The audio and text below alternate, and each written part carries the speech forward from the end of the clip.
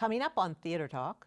To try to step into Robin Williams' shoes is kind of ridiculous. Yeah. So you kind of have to create something new. And Casey gave me the box to play in. You know, he goes, "Show me something," and then I'll show him something. He'll go, "I don't like that," or I'll go, "Boo!"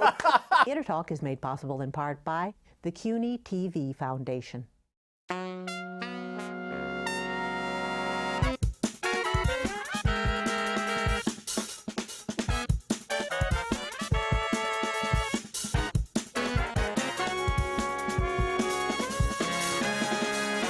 From New York City, this is Theater Talk. I'm Susan Haskins. And I'm Michael Riedel of the New York Post. Now, Susan, there is an absolutely sensational revival of that great play, A Raisin in the Sun, on Broadway.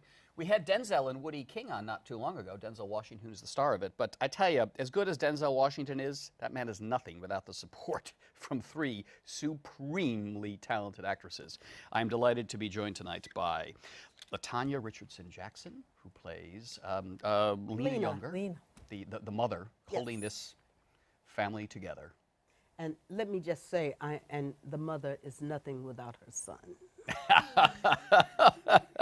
and how does the sister of Walter Lee Younger feel about him? Anika Noni Rose, who plays Beneatha. How do you feel about Denzel and poor old Walter Lee in this circle of women?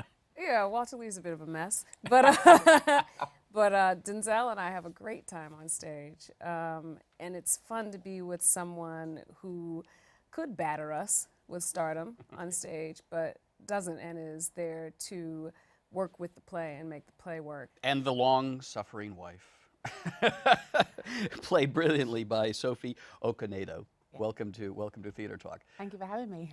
So I want to ask you, because I saw the play last night. I was struck by the fact that, and allow me to play the devil's advocate here, I feel sorry for Walter Lee Younger, because he's completely dominated by all of these strong women. You guys, you never give him any chance to breathe in this household. Do you agree with that interpretation? No.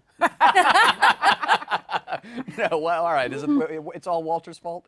No, I think it changes. I mean, I think all of us, there's no goodies and baddies. We all do. I mean, that's what makes it so nuanced, the piece. That I imagine it's difficult to step outside it because I'm in the show, but I imagine when I was reading it that you have allegiance to one character and then it moves, it shifts to another character. When they say something, it shifts back again, and that's what makes it so human. And so I feel all of us don't have room to breathe. Yeah. We live on top of each other. That's why we're desperate to leave. Yeah, I thought that this production, directed by Kenny Leon, gives a wonderful sense of the claustrophobia of that apartment. I mean, you can really feel, Denzel just on the verge of exploding all the time. Which is why it's great that we have found some way to find the humor in us living there. Because I said these people would kill each other with the intense situation and size of the space that they're living in with roaches. Yes. That they would have to kill each other if somebody didn't laugh at some point. You provide a fair amount of the laughs when you come in with a great African dress, which brought down the house last time. Because, I mean, you are playing a woman who wants to break away as well from this household, does she not? I mean, she wants to discover a whole big world out there. She wants to discover the world. She wants to discover womanhood. She wants to figure out who she is in the space of this really changing landscape of America, but also not confine herself to what America has decided that she should be. So she's really on the precipice of something great, whether it's a great explosion and a fabulous journey or a great disaster. She's standing on the edge of it, but she's going to jump into it. That was Lorraine Hansberry, the playwright, depicting herself. Yes, it was. Yes, it was. You know, I saw this play in the first production. I actually saw the Chicago touring tour with the original cast, but Ossie Davis. The thing that blew me away, aside from the fact that I felt everybody was a victim of society, basically, but with Beneatha, her rejection of God, which in 1960 was something very radical and mind-blowing. It was very radical, and it was very much Lorraine Hansberry. She had a respect for people and their religion, and she looked at it and she could think about it as an intellectual, but she did not believe in that. She believed that it was something that people needed in order to make it through this world because the world was so difficult. When she says to you, you know, the thing about there is no God, and then you, as the mother, you have a very physical reaction. How do you play that scene without hurting her. She hurts her. Let me show you my stitches. No. In my mother's house, there is God. There's still God. Yeah. We practice every day. We have a fight call, and we practice because there is a part of your face, theoretically, where it won't hurt if someone hits you, But and it makes slaps good you, noise. But it makes a loud noise, and it's in the hollow of the cheek. So I aim for that nightly. I can't see, but I'm aiming for it. And how's that working out for you? Well, we got this eye last week. But you know, it's a testament though to how powerfully that scene is written and acted by you. That even for somebody like me who would take Lorraine Hansberry's view, I don't believe in God. But when she says, "In my mother's house there is still God," you are not going to mess with that woman. It's very much in our community, in the African American community, it's the way we have survived. And if you believe in or have a faith or not in a God, it's the one thing that you would not speak against. You just keep your mouth shut, but you don't speak against it. And especially in open, you would never say that to your mother if you thought that. So she has blasphemed in the house that this mother is in charge of and is the head of. And by her blaspheming, then that sheds a light on the mother not doing her job. Sophie, your character, what is her dream? I mean, it seems you're so worn down by dealing with this man-child husband of yours. I mean, you know, we know she's keeping the family together. We know she's going to dream of going off to be a doctor and see the world. What is it that your character at least hopes for, prays for, would like to have out of life? I think she would like to be able to, I mean, her big dream is as soon as you mention that maybe we could put some money, a down payment on a 2-story somewhere, as soon as you say that, I think that's her dream, like to get out of that place and just to be able to live. Yeah. Just to live as humans. You know, it's somehow in humans what's happening there. They're just so crowded. There's no room. In society, they're not given a fair chance, a fair crack at the whip.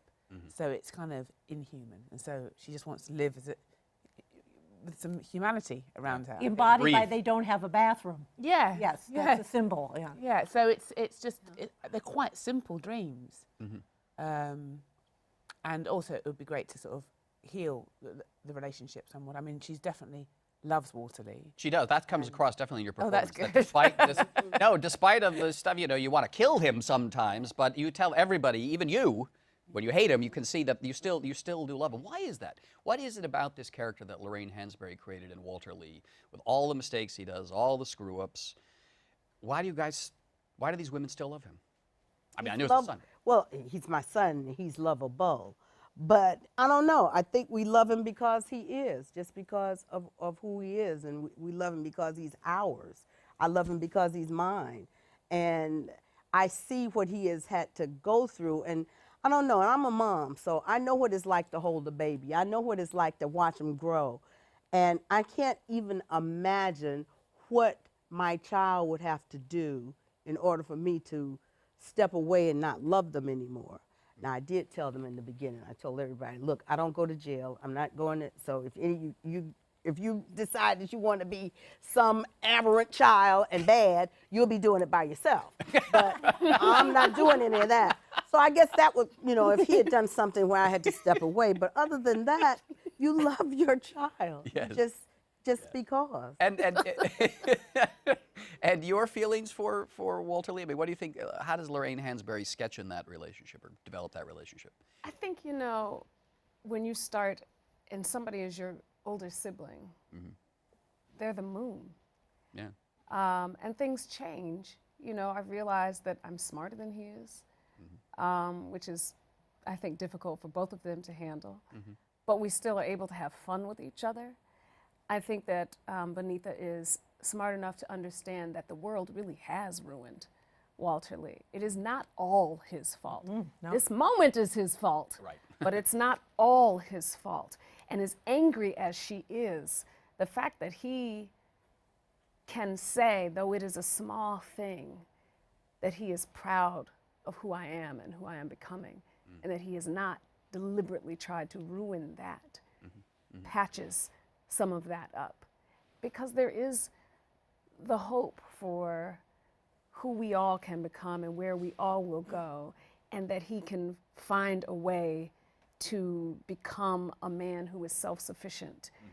Because his dreams, though they may not be the dream that you want to pursue, are dreams that possibly make sense. He talks about his friend who started a laundromat or something like that. Grossing $100,000. Making crazy Dry money. cleaners. So why would he not be able to start a business and make crazy money? This isn't the moment, and certainly not with my school fund.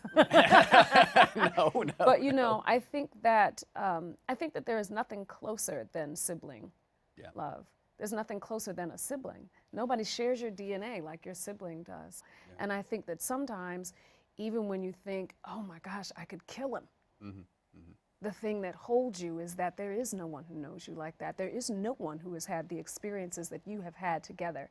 And when that person shows that they have an ounce of the ability to redeem themselves, you want to hold on to that. You want it to be better. What is it about him in the marriage that keeps you there? I mean, I actually must say, I still think, there's a sexual aspect to it. I mean, the way you guys play it, you are attracted to each other in spite of It's so hard hearing you talk about how it comes across. Oh, I'm sorry. I live in a kind of, I don't read reviews, I don't read anything about it. I don't think we've known So those. even when you said I'm careworn, I thought, is that how I'm coming across? Because I just playing the moment. I'm not really thinking about how it comes across. So it's even hard hearing it. 'Cause I'm thinking, I don't want to think about that tonight. You know? I just play the scene. That was just an aside. Right. But I think I always imagine, in my kind of, when we were rehearsing, I would imagine how we met and the early days, and I would find clues in the text that support the history that I'm creating for Ruth. And one of the things I thought was that, she was possibly a dreamer too, like him when they met. That she liked to dream big, and over the years and the failures that have happened through that, she's kind of thought, okay, let's just get real. But perhaps at the beginning, she quite enjoyed doing that with Walter, and that was part of the attraction, as well as being, really, really fancying him and having a sexual attraction as well, and that all being great. But that wouldn't last for so long if there wasn't a love supporting it. So I think she probably was maybe she was just, the years have worn her down with stuff. But earlier on, perhaps she just used to daydream about how life was going to be when they got the house and when they did this, and maybe he'd have a big business and maybe he'd be a businessman, and she would just join in. Yeah. Life is so that. It's interesting. You when I said you look so careworn. I'm sorry. Don't look. Play the moment. Yeah. But it reminds me of the Not great listening. critic, Not listening. the great critic Walter Kerr. The actors used to say Walter Kerr was such a great writer, and he could describe someone's performance, and he could isolate, one moment where, let's say, Gwen Verdon moves her wrist this way, and he would describe it. And the actress would say, once you read that, you could never do it again. It was gone. Because when it would come to that moment, you think, oh, here's the Walter Kerr moment where I move my wrist, and you can't do it. Is it fun for you guys to watch each other in this play? Because you all have great moments and great scenes. We don't really get to because we're with each other. Yeah. I'm watching it. I've not seen any. Yeah. We're there. All Well, that's together. right. You're always on there. We're always on the there. I've never seen any of the scenes other than when we were. I have. Well, backstage, I'll watch the monitor sometimes because when you all are on, when he comes in the Where drunk is the thing, monitor? it reminds me of Don't ever get off stage. All right. of the honeymooners. I love it. You don't know See, what now you're that never. is. but It's you good. know what that is. Sophie, it's a good thing you don't know that reference because you would not be able to play this. But Don't tell me. Don't tell me. Don't tell me. I've often thought that Walter Lee reminds me of Ralph Cramden, that he Ralph comes Cram- up with these inventions that he wants to give money for. It and looks and then like it's gonna that. lose. Yeah, yeah. Well, this is great talking to you guys. The play is Raisin in the Sun, the great play by Lorraine Hansberry, brilliantly directed, I must say, by Kenny Leon. Yes, really. thank you. I've known Kenny a long time, but he has real. Terry Teachout, the Wall Street Journal critic, was on. He said, "It has taken me 3 Kenny Leon productions to realize how good Kenny Leon is because he never seems to get in the way." Oh, that's exactly right. nice. That's exactly right. Yeah. So, Sophie Okonedo, thank you very much for being our guest on Theater Talk. You're welcome. LaTanya Richardson Jackson, a pleasure. my heart. And Anika Noni Rose. Did I get that right? Yes. Noni, it's not Nanny. Noni, Anika, Noni. Noni Rose. Great performances of Raisin in the Sun, and thank you very much for being our guest tonight on. Thank you. Thank you you. guys. You were wonderful. Thank you. Travis, you know that money we got in the mail this morning? Yes'm. You know what your grandmama gone and done with that money?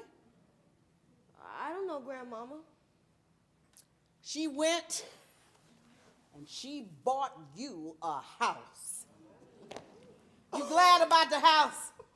It's gonna be yours when you get to be a man. Yes'm. I always wanted to live in a house.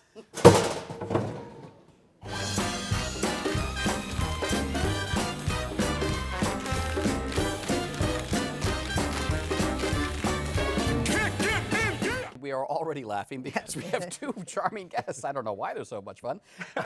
But Casey Nicholaw, our old friend, the great director of Book of Mormon, and Seussical, which...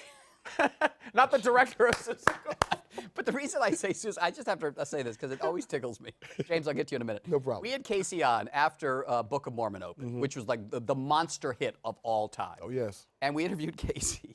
And I asked him, when did you decide, because you've been a performer, and I Right. said, now Casey, when did you decide you wanted to become a director? And you said... Well, I said basically I was sitting in a cage in a purple yarn suit saying, there's got to be more for me in my life. And I have to say, too, it's not that I didn't enjoy the show, because I did, and I thought the score was great, and I had a good time on it, but I was just ready to move on. And you're going to drop this picture in again of Casey. Oh, my God, sad, in the yarn suit, in the cage. By Tony Honoree Joan Marcus. Now, I Yes, gotta there say, you go, perfect. you also directed the fabulous Drowsy Chaperone. Yes. Thank you. Another one, yeah. Yes, And now I he's love here that because one. he's directed, I've got to say, the surprise hit of the season. I mean, Yes, a real and secret. well, And Huffington Post said it first, but you are right. yes. Frankly, I did not have big expectations for it. It was a Disney show. And we know all the stuff that the Disney show comes with, but it's How could Aladdin. you be surprised, though? It's Casey Nicholaw, though. Well, James Monroe Iglehart. Come on. We haven't even checked that. And it's Aladdin, the wonderful Disney animated film, has been translated to the stage, directed by Casey, got terrific reviews here in New York, and starring as the Genie, James Monroe Iglehart. Yes. All right, so we have Casey's story about being in the cage, deciding I can't do this anymore. There must have been an experience, James, in your life, some show you were in, where you thought, I don't think I can go on like this anymore. No, every show that I've ever been in has pushed me to want to get to this point right now. All I've ever wanted to do was be a performer since I was 4 years old. Even the bad stuff you Even the bad stuff. Even when I felt like I was marinating in mediocrity, I just knew it was going to get better. And thank God I'm here, and it's gotten so much better. Well, you got rave reviews playing the Genie. Yes, I'm you know, But Casey, you. when you were looking for a Genie, how did that casting breakdown go out? Well, you know what? Barbara we Eden did- wasn't available. Yeah, she wasn't free. True, no. So, and I wanted her to sing Nonsense Nineveh for me. Exactly. But basically, you know, we didn't have any. We didn't have a way we were going to go with it. Right.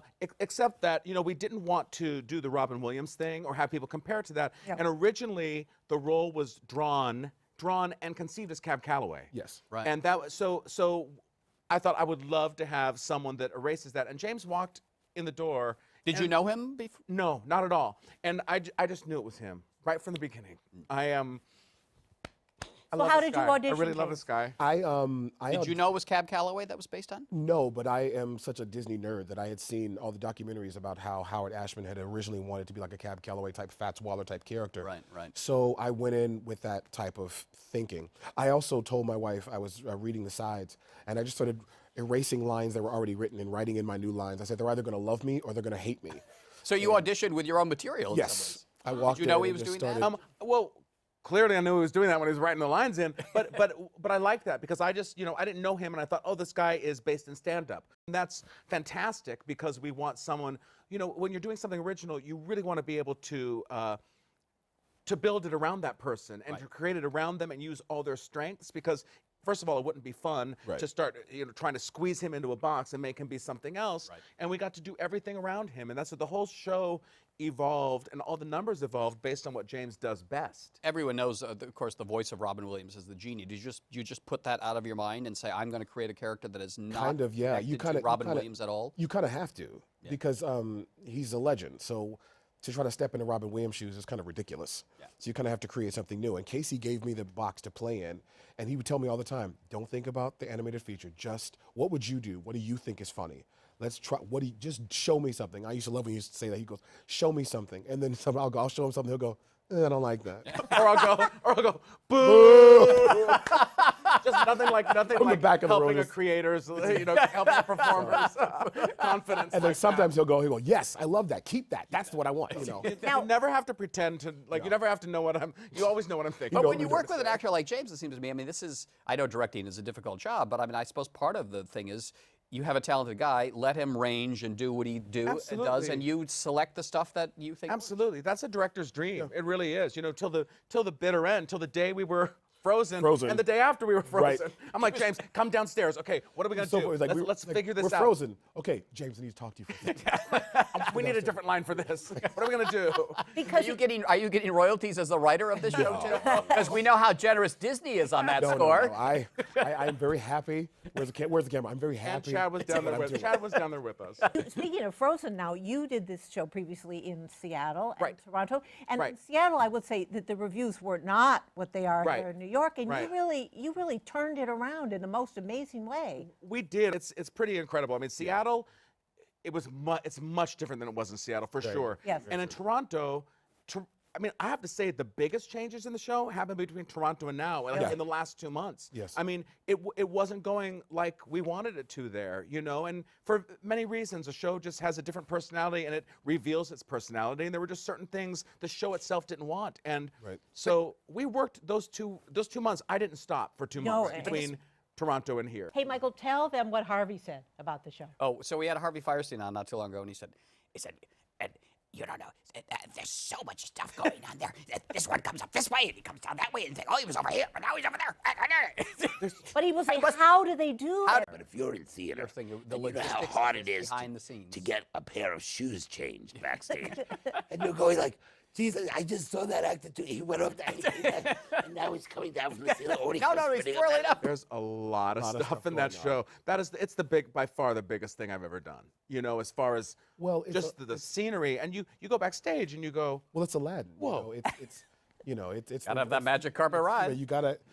There's an expectation when people come in to see Aladdin about it being magical and mystical and exotic. Yeah. And Casey was able to create a concept that has all of that while still being based in a foundation of Broadway musical comedy. Right. Which is one of the things I love And no one about the getting show. injured.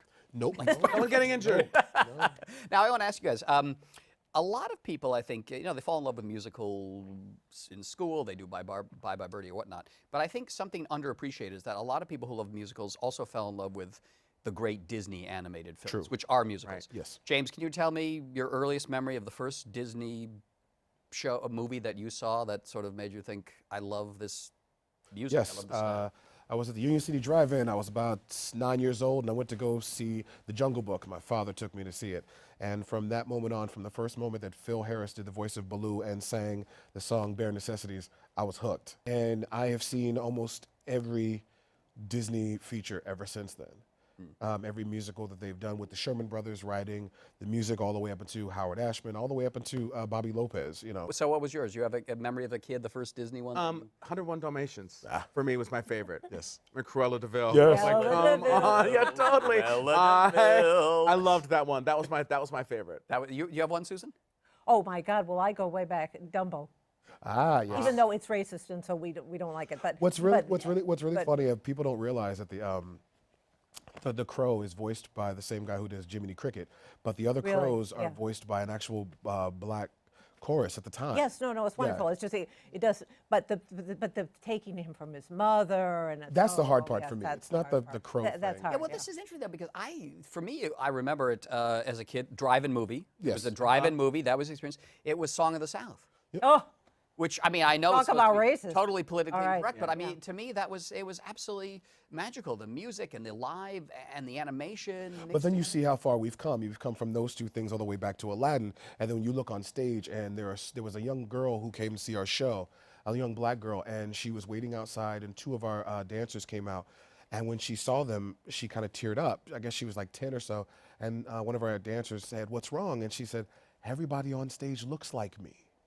Yeah. So you go from those two films all the way now to where Disney Theatrical has come, and you look across the stage, and there's this shade of everyone. Yes. So the Great White Way has become a lot more colorful in the last season. All right, the show is Aladdin. Really has restored, I think, much luster to Disney. We haven't had a show this popular from Disney since The Lion King, I think. So testament Awesome. to James and Casey Nicholaw, the director. Great. Yes. We'll see you on that magic carpet ride, boys. Excellent. Yeah.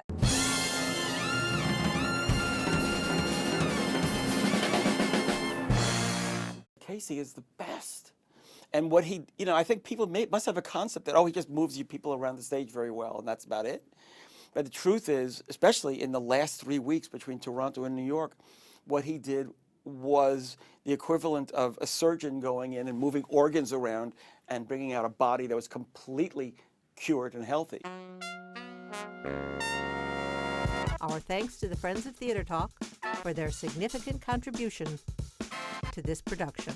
Theater Talk is made possible in part by the Frederick Lowe Foundation, the Corey and Bob Dinelli Charitable Fund, the Noel Coward Foundation, Carrie J. Fries, the Dorothy Strelson Foundation, plus public funds from the New York City Department of Cultural Affairs, the New York State Council on the Arts, a state agency, and the Theater Development Fund's Technical Accessibility Program, which helps provide closed captioning.